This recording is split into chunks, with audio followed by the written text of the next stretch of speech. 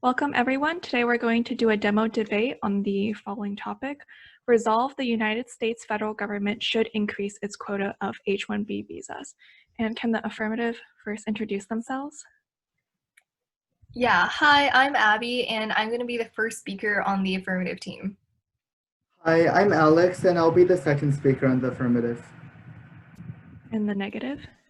Hi, I'm Sam, and I'll be the first speaker on the neg. Hi, I'm Devin, and I'll be the second speaker on the neg. And some reminders, which will also apply for our tournament on Saturday.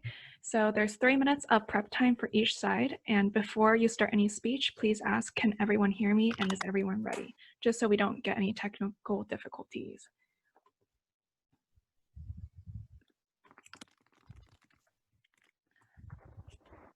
Okay, cool. So can everyone hear me, and is everyone ready?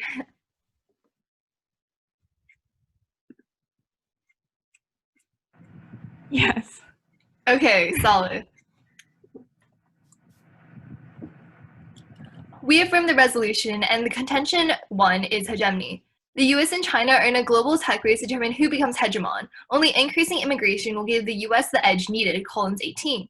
US policy for a tech race that will determine global influence for decades to come. Tech is a winner-take-all. The country that establishes tech dominance determines the shape, type, and the terms that others must meet. Exports of high-tech goods are a foundational source of US global economic influence. The US must continually invest in renewing lest our operating system become outdated.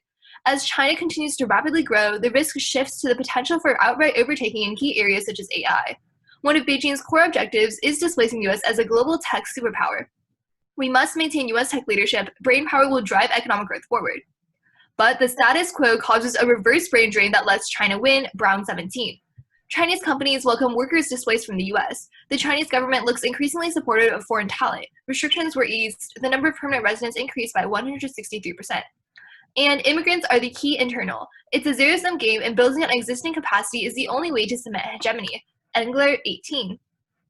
Preserving tech leadership remains vital to US competitiveness. China has advanced applications at a staggering pace. The US has the right ingredients to remain a tech leader. It should continue to build. Talented immigrants are vital to US success. Immigration restrictions would be harmful. The US is in a global competition to attract and retain the best immigrants. If the country fails, it will lose investment, jobs, and growth. And the AF is key to tech innovation. That's Bataria 18. 10% increase of H-1B workers leads to 2% uptick in ability to create new products. The STEM industry suffers the most due to lack of talent.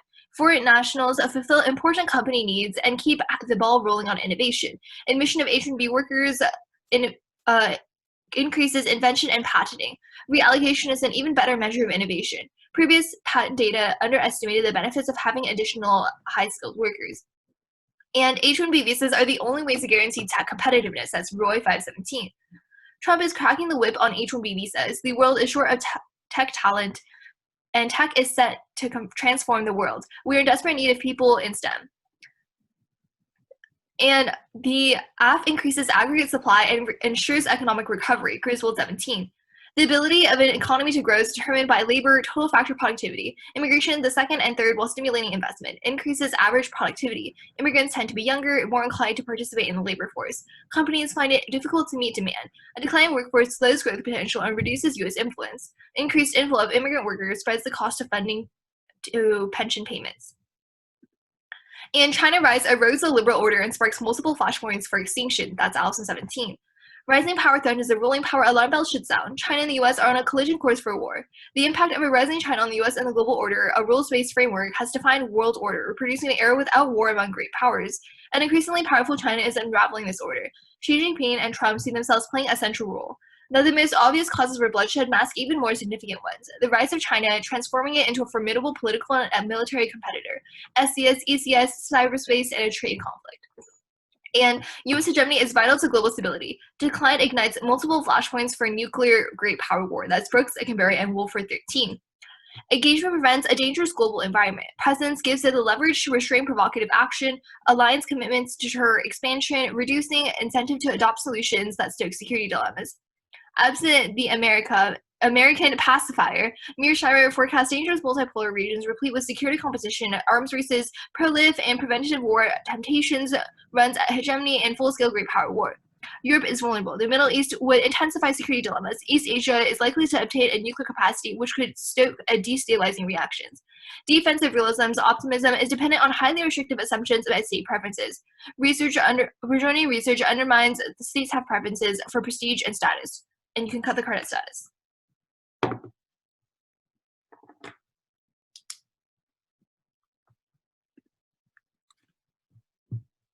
Okay, cool. Can everyone hear me? And yeah. Yeah. Okay, cool. So we negate that the US federal government should increase its quota of H-1B visas. For our first contention is great minds think alike. The H-1B visa has led to a native brain drain that is devastating in the US. Nota Bartolo of the American Federation of Labor finds in 2009 that the current supply of American college graduates is enough to fill necessary positions in STEM industries. However, she continues that companies are able to exploit loopholes in the system to pay H-1B visa workers lower wages than their American counterparts. As a result, Zhao of Associated Press reports in 2017 that the median salary H-1B worker in the STEM fields is more than $9,000 less than the national average. This creates a native brain drain effect and pushes American STEM workers out of the field for two reasons. First is companies preferring to hire H-1B visa workers. Tremblay of the Tech Consultant 09 writes that low-paid H-1B visa workers are highly desired by companies who hire them over higher-paid American workers. Indeed, the Department of Labor 06 finds that H-1B visa workers are often hired for open positions with qualified US candidates or to replace American workers in already filled positions. Second is wage depression. The LA Times reports in 2015 that companies use H-1B visa workers to undercut the prevailing wage by flooding the job market with workers willing to accept low salaries. As a result, Nota Bartolo 09 finds that the influx of H-1B visa workers depresses salaries overall, resulting in a 5 to 6% drop in wages in many STEM fields. Thus, Tremblay 09 concludes that based on the potential job market, graduating American students choose to pursue outside of STEM fields where they're actually needed. Increasing the number of H-1B visas would only supercharge these effects by adding more low-wage workers to an already saturated environment, and the impact is threefold. First, preventing long-term development. Lowell of the Urban Institute 07 finds that prioritizing the hiring of H-1B visa workers over developing domestic talent greatly reduces long-term innovation and development. Second, lowering the skill of the overall workforce. Cromwell of the Brooklyn Law School writes in 09 that around 2/3 of H-1B visa workers in the tech industry come from body shops, which are consulting firms that recruit workers and contract them out to other businesses. Problematically, Venu Gopal of Northeastern 09 finds that body shop workers lack the experience and credentials of American workers in the same position, finding that H-1B visas flood the market with underqualified workers that decrease the overall skill of the tech workforce. Lastly is brain drain. Wadhwa of Harvard Law School finds in 09 that tech industries are experiencing reverse brain drain as skilled immigrants return home. Indeed, he finds that most of them work in the US and leave by age 30 when their experience in the US allows them to obtain more profitable jobs back home.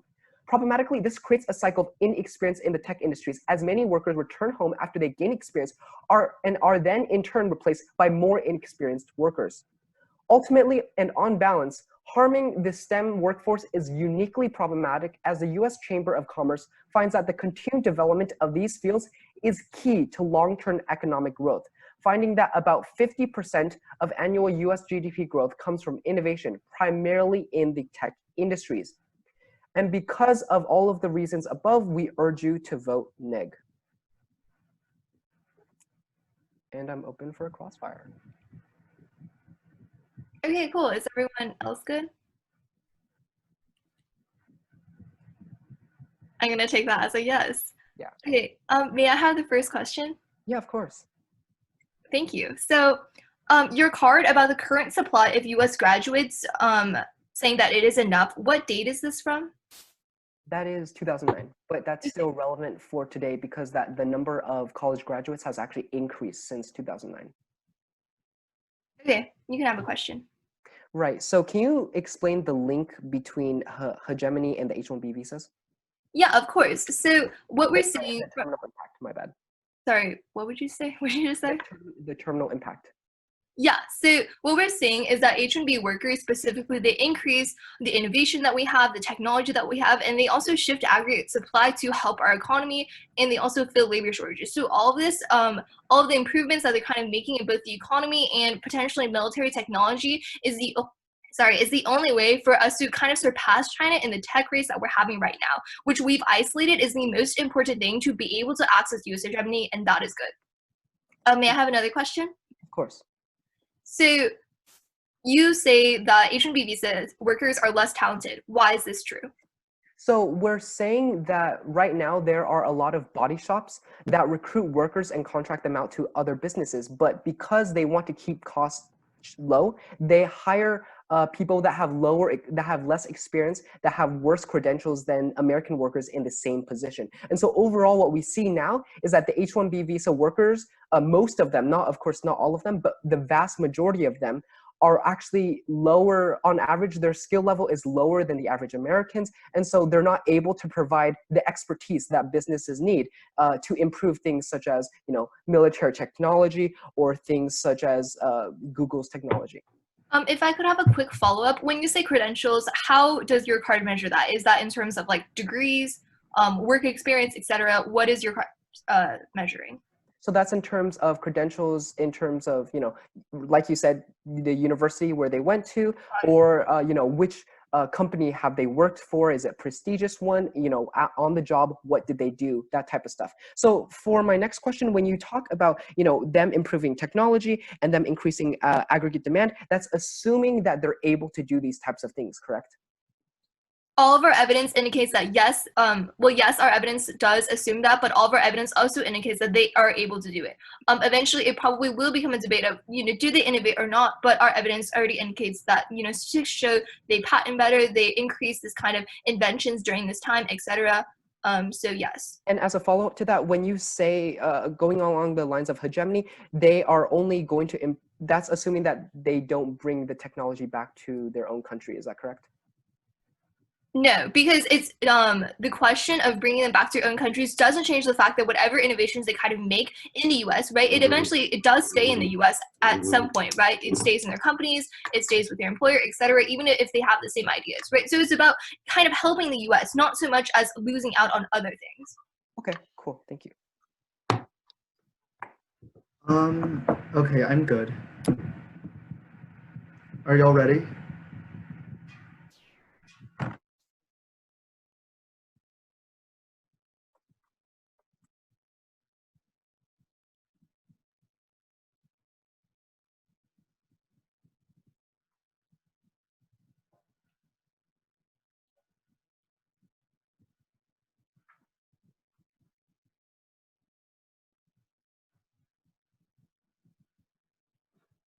H-1B workers in the U.S.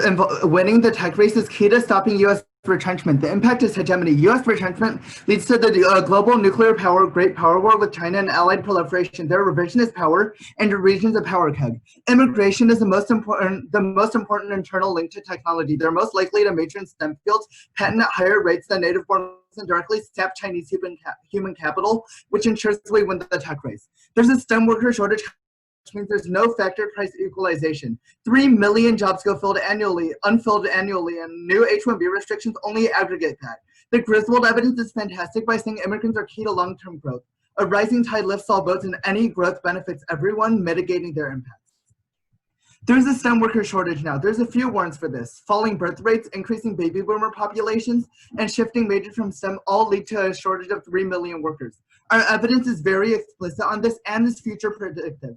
Our evidence also assumes the new Trump H-1B restrictions, which would only aggregate shortages, while their evidence is from 2009 and doesn't assume the new restrictions. That means you should prefer our impacts and timeframe because we're the only ones who can actually account for our current scenario. Additionally, immigrants shift aggregate demand, which also increases the amount of jobs in the labor force. That's Eckstein and 18. The U.S. natural economy benefits a heterogeneity of skills in immigrant populations. Immigrants create demand, construct new markets. Qualitative statistic case studies and sophisticated regression highlights the value added. And additionally, the shot in the arm effect corrects factor price equalization. That means there's no impact on wages, employment, or the economy. Hung and McLaren 16. The shutdown effect dampens the downward pressure on wages, confers a benefit to all local consumers. Immigration raises real wages, resulting in a virtuous cycle in which employment in town increase by more than direct rise in total labor force due to immigrants. The evidence appears to support the idea that workers in a given metropolitan area benefit from more immigrants. And also, wages are not correlated with economic growth. Giles 15. Inequality is not bad for growth. IMF and OECD, the research results on mundane economic performance results wildly. Evidence that inequality explains only a small fraction. Other forces dominate. Results show zero policy predictions for rich countries, the US in particular. I'm going to do a line by line of their entire case. Number one, they say that the supply of US graduates is enough. That's completely not true. 2009, maybe it was enough, but new Trump restrictions means that it's not enough now. We need immigrants because we need to have short-term growth to make it so that China can't gain these immigrants. However, even if you buy that their case is true, if China gets these immigrants, they'll win the tech race anyways. And with China being an emerging market, that means workers will shift towards China, which depresses US growth anyways, which means if the app doesn't happen, then China wins the tech race and the US loses jobs anyways. They say that there's going to be a loop leading to low wages. No, that's not true at all. Immigrants are A, necessary for growth right now, and B, even if immigrants are being paid less, they'll still increase wages. Whenever an immigrant gets a job, that creates more jobs in the long run as well, because companies are more incentivized to hire immigrants making less money, which actually increases the amount of market opportunities, which increase the amount of jobs, even if it lowers wages, which helps equality in the long run and helps more people out. They say Americans will pursue fields outside of STEM. No one cares about that because immigrants will be filling in the STEM jobs. Americans don't need to fill these jobs because immigrants are getting these STEM jobs already. That only means that more Americans are getting more jobs outside of their field, which is a benefit in the long run. And H-1B workers don't supercharge this. First of all, their evidence is from 2009, which means that it doesn't matter anyways. But even if you buy that it does supercharge the amount of jobs in the industry, that's a good thing, because creating more job opportunities and fields in the STEM industry will always be good because it's key to winning the tech race. And for all of these reasons, I strongly urge an affirmative ballot, because not only does our AF go unmitigated, but their entire next speech gets turned by the AF.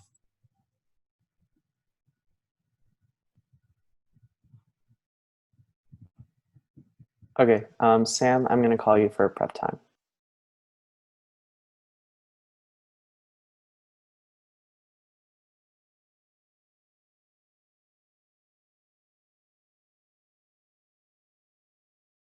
So their main thing that they're talking about is like the Trump restriction.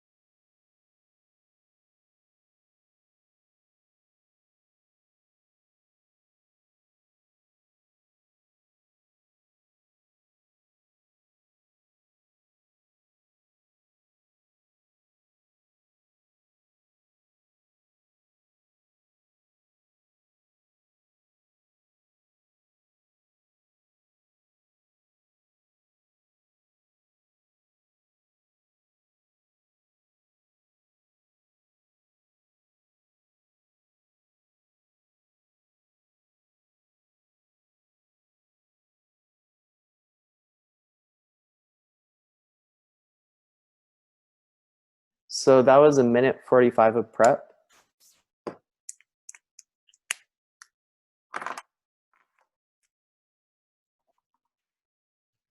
How much time do you have left? 1:15. Okay.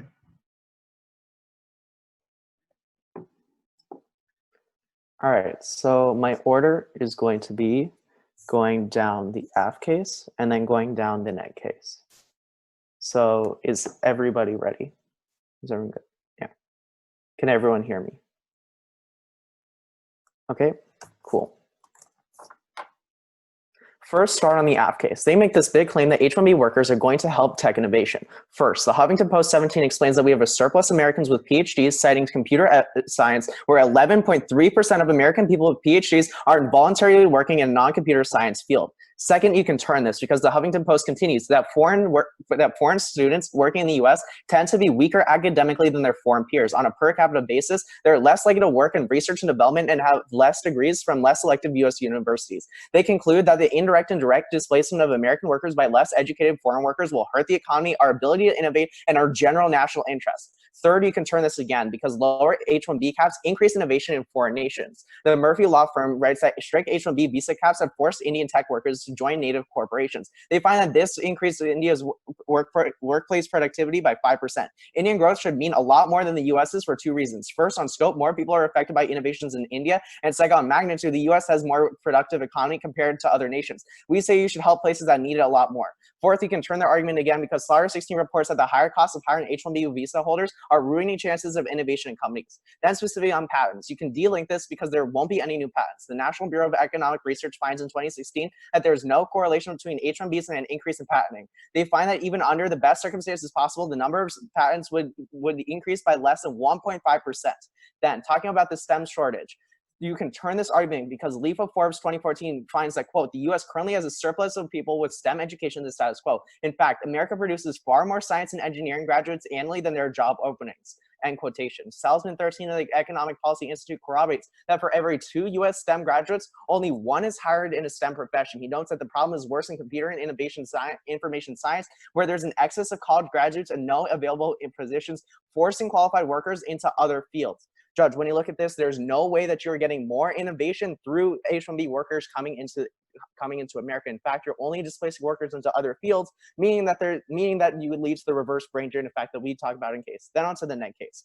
First, you have to remember that an increase in H-1B visa workers will mean that more people come from China to the United States. When more people from China come to the United States, they gain the experience and the expertise that they can in American industries. And then when they go back to China, they apply their experience and expertise, the American experience and expertise, to Chinese industries, meaning that the only way that China gains hegemony is if we have an increase in H-1B visa workers, because that's where they're getting the experience. Second, on the new Trump restriction, even if that's true, even if we do have a shortage, look towards COVID right now. We need to prioritize American workers getting into the jobs right now, because currently the American workforce is suffering because of COVID. Our economy is going downwards right now. We're spiraling into recession. American workers need to go back into the field. And even if it's not specific, even if we don't have enough jobs then, that's where we need to start outsourcing to other American workers and going into American jobs, not other immigrants coming in, because that only incentivizes their economy. Then onto the wage oppression. They say that immigrants create more jobs, more market opportunities. This isn't happening empirically.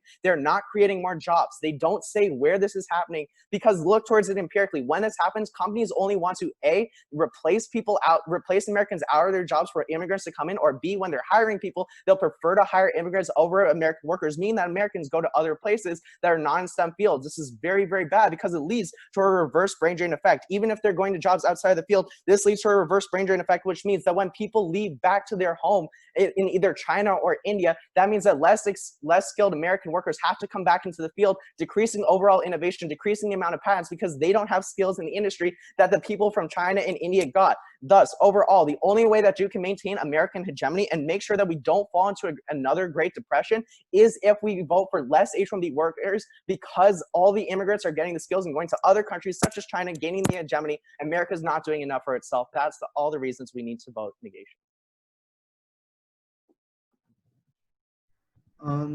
Are you good for cross? Yeah. Okay, let me pull the timer up. Can I have the first question? Of course. Why should we prioritize American jobs over immigrant jobs if both lives are equally valued? Both lives are equally valuable, but for a few reasons.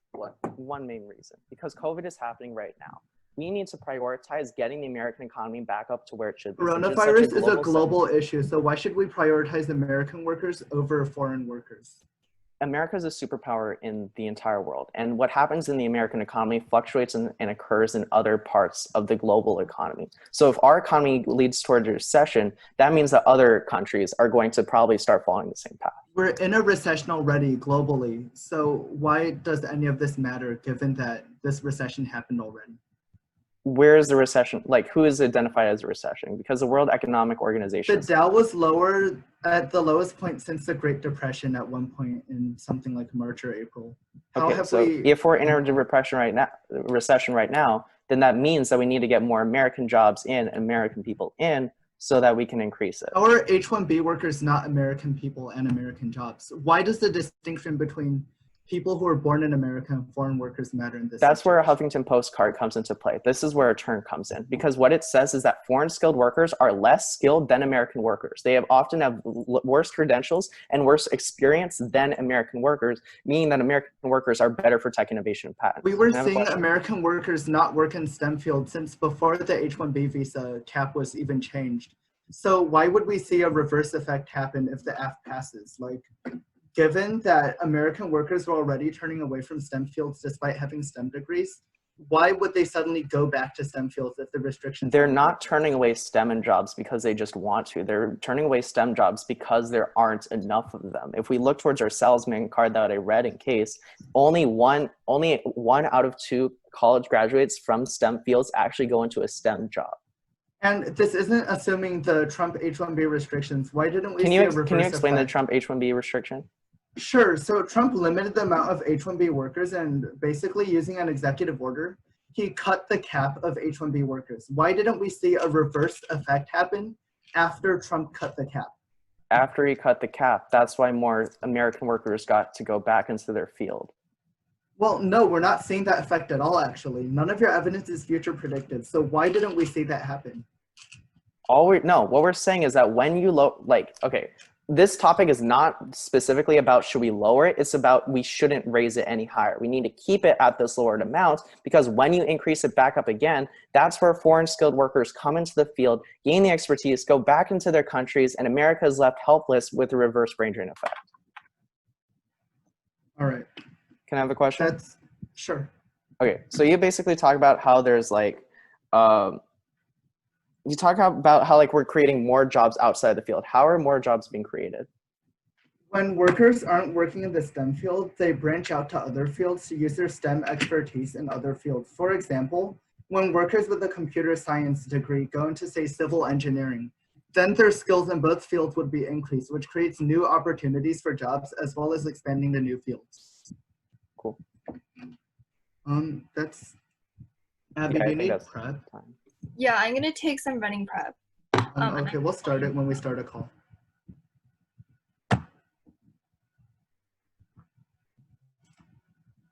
There's only one argument that's new. Okay.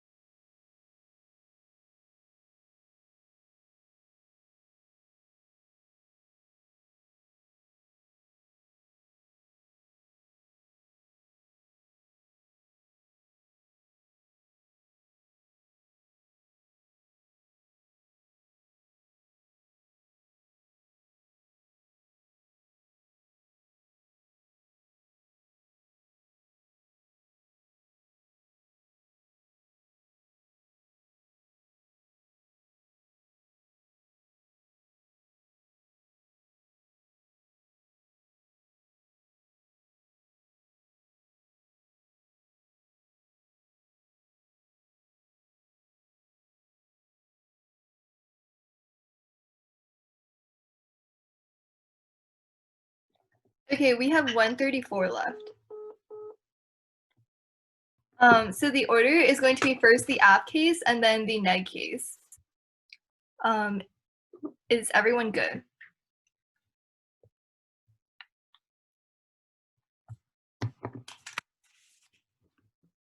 I'm gonna assume that's a yes. Okay. Sorry, hang on.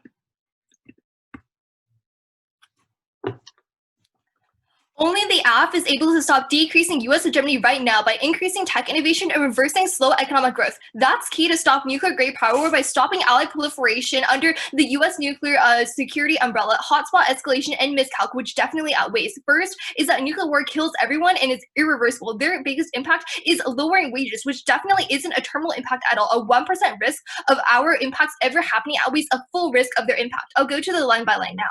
First, you can cross-apply Alex's arguments against their idea of surplus Americans. There definitely is a shortage in STEM right now. First is that their evidence is from 11 years ago. Obviously, that number has changed. You should have a very high threshold for if this number is true. Second is that it's about the zero-sum game in which immigrants are going to China right now, and the reverse brain drain to China is the only thing you care about right now because it ruins US hegemony. That's the only internal we have to win for the 1AC. Third is that they didn't answer this warrant about new Trump restrictions, which is definitely a reason to prefer our argument.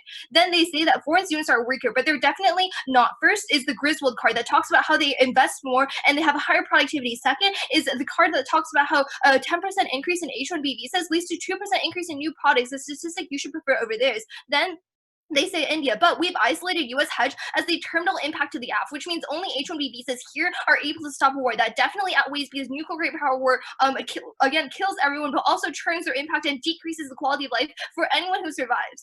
Then they say that it ruins innovation and there's no shortage, but I already answered all of that above. They just repeated their arguments. I'll go to the 1 and C now. I mean, the neg case now. First they say that people will go back to China and give their experience there, but that's wrong. They won't go to China and erode the US's advantage. Number one is that the highest percentage of H-1B workers are Indian. They're going to China now, but they would rather go to the US. That means that there's no correlation between the app and China gaining power. Second is that even if all the workers go to China, we'll still gain the short-term growth necessary to win the tech race. Immigrants right now are key to economic recovery, which are necessary for short-term tech innovation. That spills over to sustainable tech growth that China can't capitalize on. Then they say we should prioritize American workers from COVID. First, under here is that H-1B workers are better for tech and econ. I already went over all the warrants on the app case and the statistics. But second is that COVID is literally a global pandemic. There's no reason why COVID means we should prioritize American workers. This is just a bad warrant. Then they say that empirically it doesn't create any extra jobs and companies just swap out workers. There's wrong for a few reasons. First is there's no swap. That's not true if we're right about the STEM shortage. Alex talked about 3 million STEM openings right now. Second is the shot in the arm effect that was mentioned in the previous rebuttal. That was mentioned in the previous rebuttal, where you can see that H-1B workers lower wages in the short run, but increase wages in the long run because they're able to increase employment. If they are able to increase employment, then that means that companies are not swapping. They're actually being able to kind of come in and increase innovation. That's time.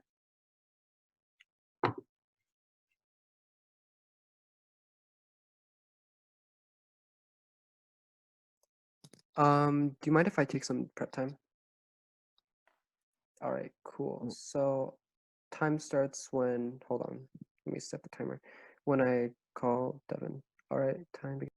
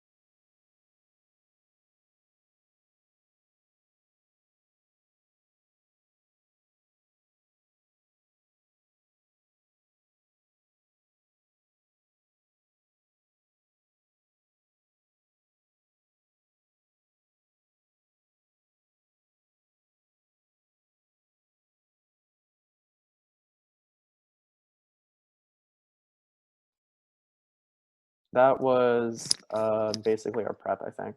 Yeah, sorry about that, Devin. Okay, so for brief roadmap, I'm just gonna go over AF case and then move on to turns. Okay, so everybody ready? Yep. Okay, cool. Time begins. Now, so first they talk about how two main things. How first we need increased tech innovation. We need increased economic growth so that America can keep its hegemony. So first, on the topic of tech innovation, we do not. That does not even occur because going back to the Slaughter 16 card, which they did not reply to, Slaughter 16 reports that the hiring costs of hiring H-1B visa workers are actually ruining the chances of innovation in companies. So when they say, oh, there's going to be increased tech innovation for when H-1B visa workers come in, that's plainly not true. Then when they talk about increased economic growth, first of all, we do not see that. First, with the NBER card that was previously read, we see that patents actually decrease overall. And we also see that with the brain drain, no new jobs are actually being created. Instead, American workers are being pushed out. That's referring back to the Department of Labor Card 06. Now going back to the China arguments that they make, they're saying that a lot of Indian workers would rather go back to the US, and even if they do go back to China, we still get a short-term economic growth that's sustainable tech growth. That's plainly not true, because as we said in the Murphy card, when there was a cap on immigration, actually what we saw was that Indian workers stayed in India. They didn't go they didn't go over to China. So clearly what we see is that they're not going to go to China. Instead, what happens if we do increase the number of H-1B visa workers is that instead Chinese H-1B visa workers come to America, they get their experience, and then they go back to China and they help China win the tech war, which leads into the hegemony argument, because ultimately the biggest biggest impact, like they said, is nuclear war. Whoever wins the tech race wins hegemony, and ultimately, if China wins it, then it will lead to nuclear war. So the biggest argument then they have to make is that America is going to benefit. Clearly, we show that America is not going to benefit with the increase in H-1B visa workers. First of all, because of the argument of Chinese workers going back to China, helping them win the war. Second is the argument that the H-1B visa workers do not contribute to tech innovation. They do not contribute to economic growth.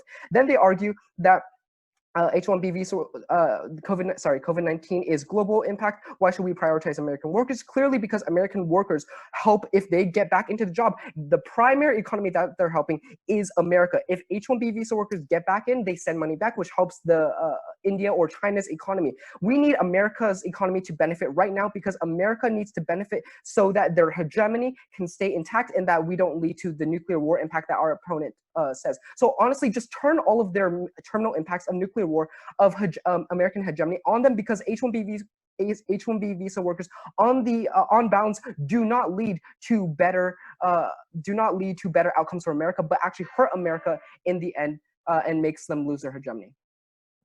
So vote neg.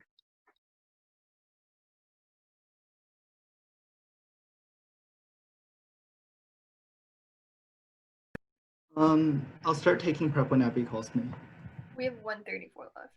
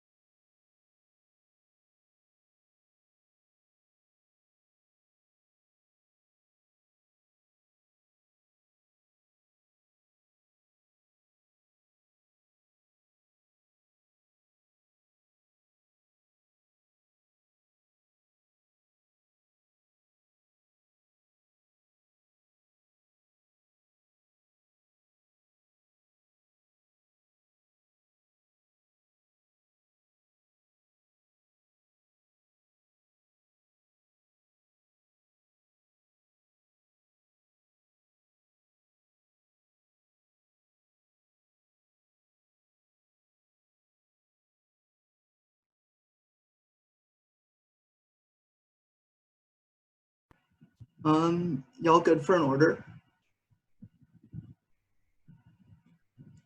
Yes. It's gonna be the F and then the turn.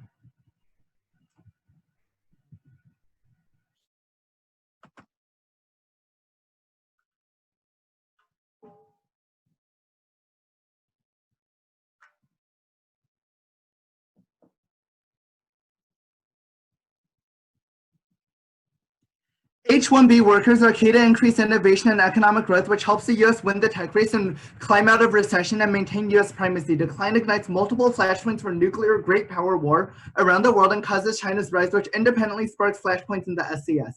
Their lack of an independent impact means that you should prefer the F automatically, and them dropping their entire case means you should default to the F.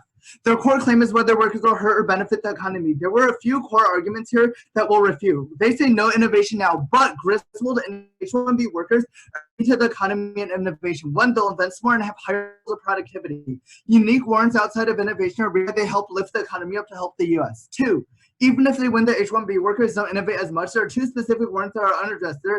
There's other aspects of economic growth, and H-1B workers are better because the population of the U.S. is aging right now, which means we're uniquely in a STEM skills gap that's future predictive that they can't account for. Three, Batatra indicates that a 10% increase in H-1B workers at a company leads to a 2% increase in products per company. Even if they win, that patenting is slow, they still can't refute that patenting is happening in the first place. Their own evidence concludes that there's still an increase in patenting after immigrants come, which is necessary. But even if we don't get any of these claims, immigrants still sap workers from China, and that's key. Our brown card says that immigrants are turning towards China now, which means that we need to win which means we need immigrants anyways to prevent China from winning, because the U.S.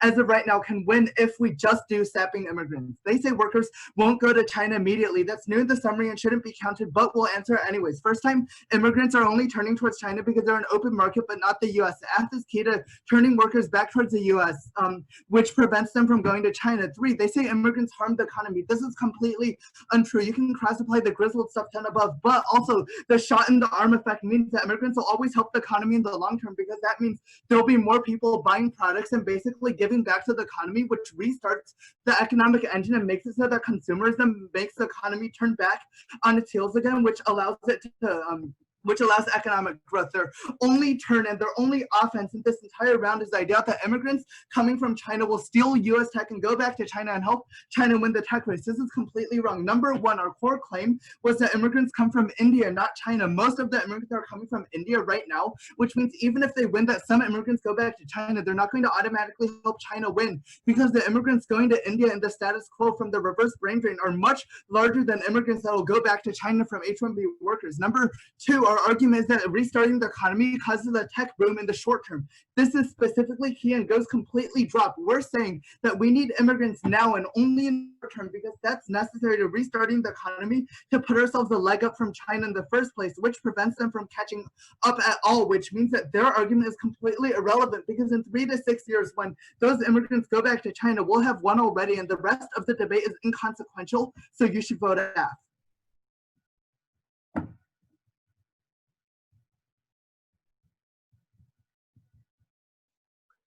Okay, so the order is just going to be mainly F case, turn, same order as the F final focus. Mainly line by line down it, okay.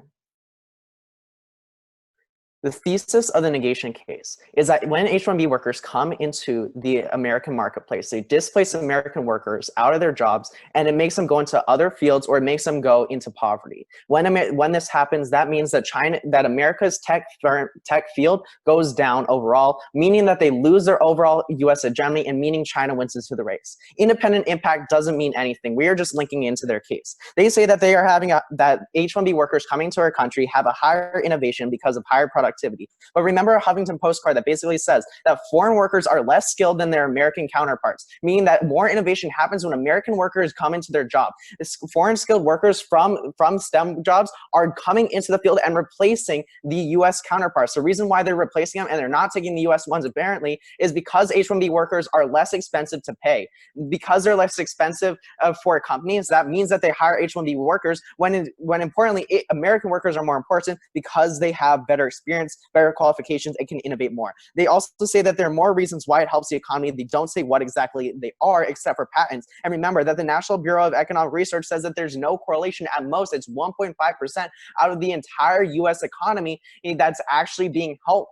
In the long term, this isn't really doing much overall. And if you're looking in terms of US hegemony, it's not really doing much to keep us on the race. Then they say that immigrants are turning toward China. Remember that Murphy from our rebuttal, this is not new in summary, Murphy from our rebuttal says that when we started putting immigration caps back in the past, Indian workers go back to India, they stay in India, and they don't go to other places such as China. These immigrants aren't going back to China or helping them at all. They also say that immigrants are giving the shock and the arm effect. They're buying and selling products. There's no context for this. There's no quantification. This is neither clear nor specific. They don't quantify it as to how it will relate to the inevitable impact, because all they're saying is it's giving some shock in the arm. 10,000 immigrants is not going to help us through our economic recession that's occurring to 800 million people in the United States. Then remember our major turn that when Chinese workers come to America, they're getting American skills through H-1B workers. Then they go back as an H-1B worker. Then they go back to China,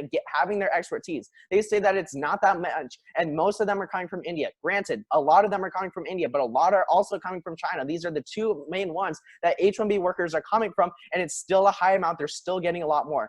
Also, they're saying that we need a tech boom right now. I agree, we do need a tech boom, and it's happening right now because of Trump is slowly cutting down the amount of H-1B workers right now, meaning that American workers are going back into their field. They're helping out right now, meaning that U.S. hegemony is going up right now. All the countries are affected right now by COVID, by coronavirus. China is impacted most. The only way that U.S. can stay at the top is if we don't have H-1B workers, so that China doesn't get to the top of the global plane. For all these reasons, please vote negation.